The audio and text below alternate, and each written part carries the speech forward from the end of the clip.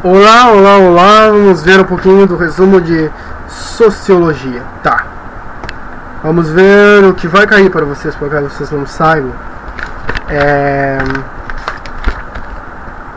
Indivíduos, sua história, a sociedade e o processo de socialização. Agora vamos ver aqui.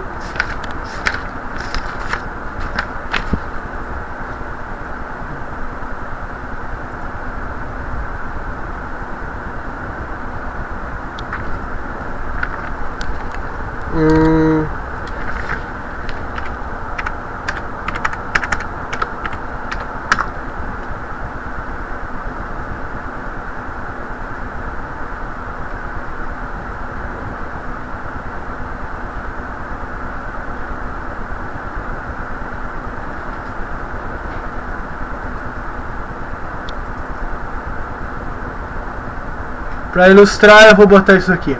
Tá. Opa! O indivíduo nunca teve tanta importância na sociedade como nos dias de hoje. Quando analisamos as diversas formas de sociedade e como elas se organizaram historicamente, percebemos que só na modernidade a noção de indivíduo ganhou relevância. Só na modernidade. Entre os povos antigos, pouco valor se dava à pessoa única. A importância do indivíduo estava inserida no grupo a quem pertencia, família, estado, clã, etc. Basta analisar as sociedades tribais indígenas, as da antiguidade grega e romana, e a medieval. Apesar das diferenças naturais entre os indivíduos, não havia sequer a hipótese de pensar em alguém desvinculado de seu grupo. A ideia de indivíduo começou a ganhar força no século XVI. Vamos pensar, XVI é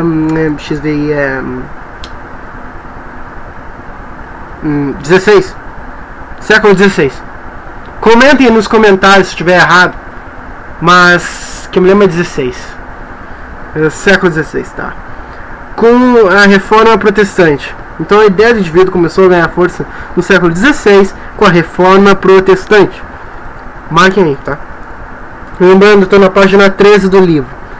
Esse movimento religioso definia o homem como um ser criado à imagem e semelhança de Deus, com que podia se relacionar sem a necessidade de intermediários. No caso, os clérigos cristãos, isso significava que o ser humano individualmente passava a ter poder. Poder, entre aspas. Passava a ter poder, tá? Então, mais tarde, nos séculos XVI, tá? Se XVI é 16, XVI, cada I é mais um número, 15, 16, século XVIII, tá? Mais tarde, no século XVIII, com o desenvolvimento do capitalismo e do pensamento liberal, a ideia de indivíduo e de individualismo firmou-se definitivamente. Então, vamos relembrar. Com o desenvolvimento do capitalismo e pensamento liberal, a ideia de indivíduo e de individualismo firmou-se definitivamente, pois se colocava a felicidade humana no centro das atenções. Não se tratava, entretanto, da felicidade como um todo, mas de uma expressão material. Importava o fato de a pessoa ser proprietária de bens, de dinheiro ou apenas de seu trabalho. No século X, essa visão estava completamente estabelecida e a sociedade capitalista consolidada. Então, mas como os indivíduos e a sociedade se tornaram uma só engrenagem, a sociologia dispõe de um conceito importante para investigar essa questão: socialização. O processo de socialização, que examinaremos com mais detalhes no próximo capítulo, começa pela família, passa pela escola e chega aos meios de comunicação, mas inclui outros caminhos como o convívio com a comunidade do bairro ou da igreja, com um grupo que frequentava o clube ou participava das festas populares, etc. Afinal, Nosso dia a dia é pontuado por relações que não se restringem a um único espaço, nem apenas ao bairro ou à cidade em que nascemos e vivemos. Então, nós estamos na página 14. Nossa escolha, seus limites e repercussões. Quando nascemos, já encontramos prontos valores, normas, costumes e práticas sociais. Então,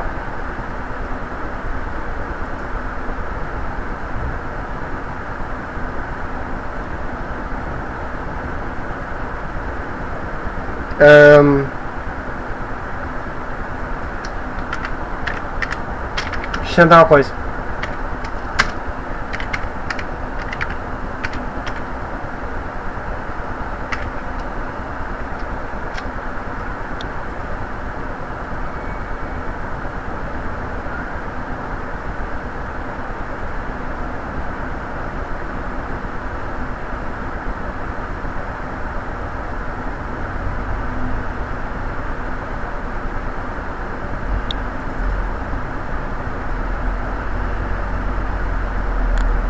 Tá, novo tema.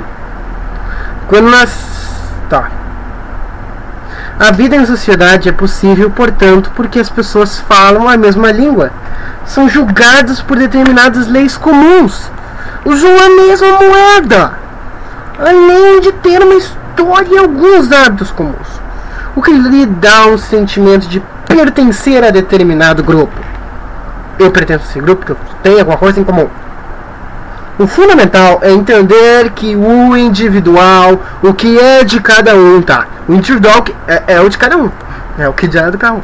E o comum não é tipo comum simples. É assim, comum, que é de igual, entendeu? O que é compartilhado por todos também, não estão separados. Formam uma relação que se constitui conforme reagimos às situações que enfrentamos no dia a dia. Algumas pessoas podem ser mais passivas, outras mais ativas. Algumas podem reagir e lutar ao passo que outras se acomodam às circunstâncias. Isso tudo é fruto das relações sociais e é justamente nesse processo que construímos a sociedade em que vivemos. Se as circunstâncias formam os indivíduos, esses também criam as circunstâncias. Então, olha só que legal. Se as circunstâncias formam os indivíduos, esses também criam as circunstâncias. Não é legal? É tipo... Você não entende... Você... As circunstâncias, que é o que acontece, formou a gente. A gente, que somos os indivíduos, também podemos criar outras circunstâncias que vão alterar a gente. E a gente vai alterar elas. E é assim. Se as circunstâncias formam os indivíduos, estes também podem criar circunstâncias. É assim. Outra coisa. Existem vários níveis de interdependência entre a vida privada. Vamos repetir, até eu me perdi. Existem vários níveis de interdependência entre a vida privada, a biografia de cada pessoa e o contexto social mais amplo. Em uma eleição, por exemplo, o candidato no qual votamos está inscrito num partido, que por sua vez é organizado de uma forma previamente determinada pelas leis vigentes naquele momento em nosso país. Ou seja, votamos em alguém que já foi escolhido. Ouça bem, votamos em alguém que já foi escolhido pelos membros do partido, os quais reuniram para decidir quem deveria ser seu candidato. Quando decidimos votar ou não votar em alguém, prestamos atenção à propaganda política, conversamos com os parentes e amigos, participamos de comícios, acompanhamos as notícias nos meios de comunicação, portanto, as decisões que tomamos em nossas relações com outras pessoas têm ligação com decisões que